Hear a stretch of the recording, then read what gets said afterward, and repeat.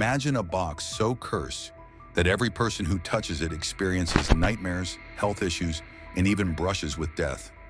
A box so haunted it inspired movies, sparked terror, and today sits locked away, sealed in fear. This is the story of the Dybbuk Box, often called the most haunted object in the world. But is this mysterious wine cabinet truly cursed by an ancient evil spirit? Or is it all a brilliantly crafted hoax? Stay with us, because what you're about to hear isn't just terrifying, it might change the way you think about cursed objects forever. What is the Dybbuk Box? The term Dybbuk comes from Jewish folklore, a malicious spirit said to possess the living, unable to pass on after death. A Dybbuk clings to the soul of its host, tormenting them until a ritual can drive it out. The Dybbuk Box, as we know it, first appeared on eBay in the early 2000s, described as a wine cabinet that held a spirit trapped during a Holocaust ritual. It was never meant to be opened, ever. Yet curiosity won, and the consequences, bone-chilling, the eBay listing that started it all. In 2003, a man named Kevin Mannis, an antique store owner, listed the Dybbuk Box on eBay. He claimed he had acquired it from a 103-year-old Holocaust survivor. She warned him, "This box has a Dybbuk inside. Do not open it." But he did, and that's when the nightmares began. He described shadowy figures, terrifying dreams, smells of jasmine and cat urine, and sudden health issues. Even his store employees began to report strange happenings, lights flickering, objects flying off shelves, and a deep sense of unease. The listing was written like a horror novel, but soon, other owners would experience similar things. Passing the curse on, the Dybbuk Box passed through several hands. Every single new owner described almost identical symptoms. Night terrors involving an old hag, sudden illness like hair loss, strokes, or chronic fatigue, malfunctioning electronics, unexplained insect infestations. One college student returned it within days, saying it almost drove him insane. A museum curator, Jason Haxton, eventually acquired the box, and even he, initially a skeptic, said he developed bleeding eyes, choking sensations, and strange skin conditions after coming into contact with it. What was going on? Could all of them be lying? Or was something truly evil hiding inside? What's inside the box? The Dybbuk Box isn't just a hollow wine cabinet. It contains eerie items like a lock of hair tied with string, a small granite statue engraved with Hebrew letters, a goblet, dried rosebud, and a candle holder. A mysterious note with what some say is a protective prayer. Each item may have spiritual significance in Jewish exorcism rituals, meant either to contain the spirit or appease it. But here's the twist. No rabbi or religious authority has ever officially confirmed these claims. Hollywood takes over. The possession. In 2012, Hollywood came knocking. The Dybbuk Box inspired the horror film The Possession, produced by Sam Raimi. The movie told the story of a girl tormented by an evil entity after buying a box at a yard sale. During filming, strange things reportedly happened on set. A prop storage building burned down, lights exploded, and even crew members refused to touch the box replica. The director refused to keep the box on set, saying it gave him the worst feeling in the world. The story had gone viral, and now the box had entered the realm of pop culture. Zach Bagans and the Haunted Museum. Enter Zach Bagans, the face of Ghost Adventures and a man obsessed with the paranormal. In 2017, he purchased the Dybbuk Box from Jason Haxton and put it on display in his Haunted Museum in Las Vegas. Visitors report feeling dizzy, nauseous, or overwhelmed when near the exhibit. Some even collapse in fear. But Zach didn't stop there. In 2020, he filmed a special lockdown episode with rapper Post Malone, who touched the box, and shortly after was in a near-fatal plane malfunction, a serious car accident, and a home break-in. Coincidence? Or something darker? Is it all just a hoax? Not everyone buys the story. In fact, Kevin Mannis, the man who originally listed the box, later admitted to inventing parts of the story.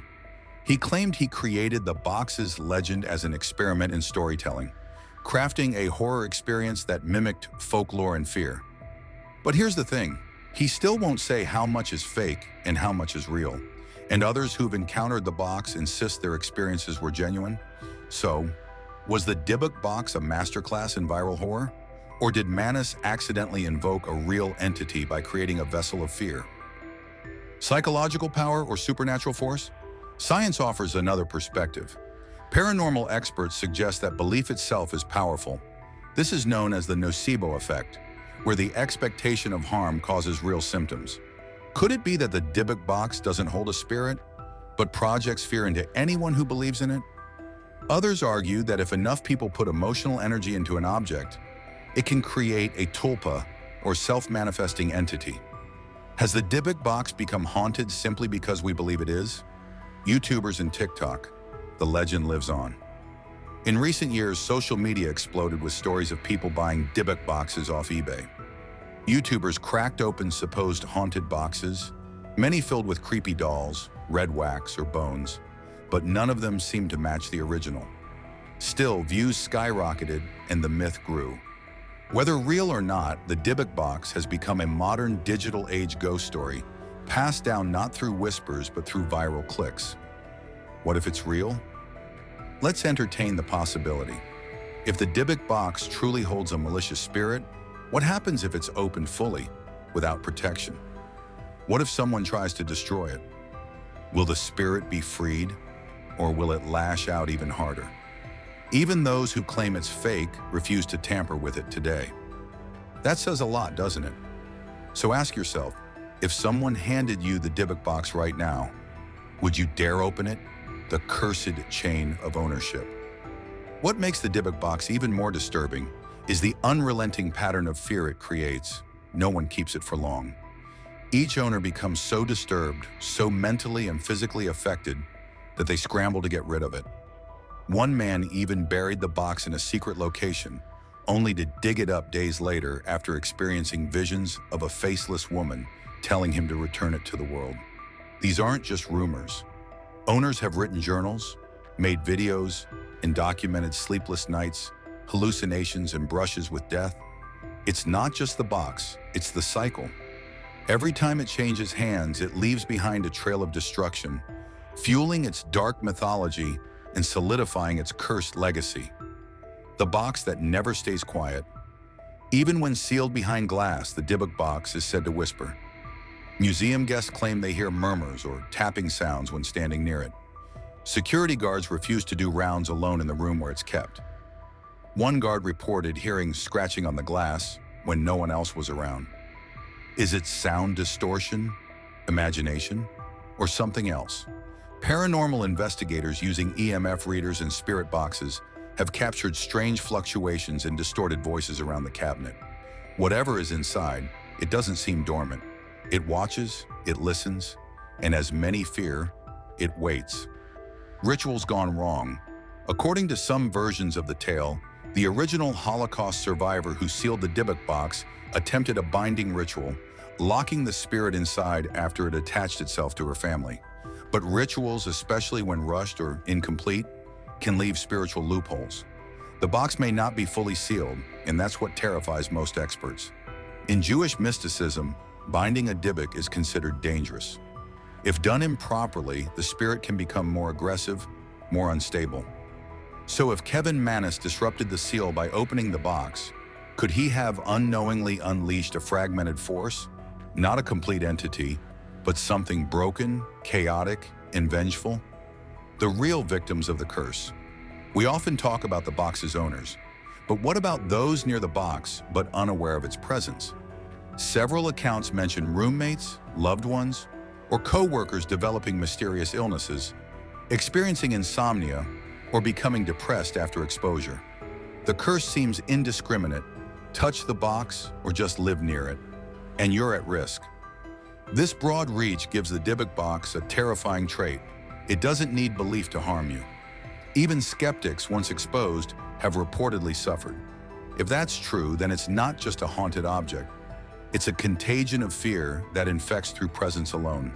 Whether it's a powerful curse, a brilliant hoax, or something in between, one thing's for certain: the Dybbuk Box has captured the imagination and fear of thousands around the world. Its legend isn't just a ghost story, it's a warning, a reminder that some boxes should never be opened.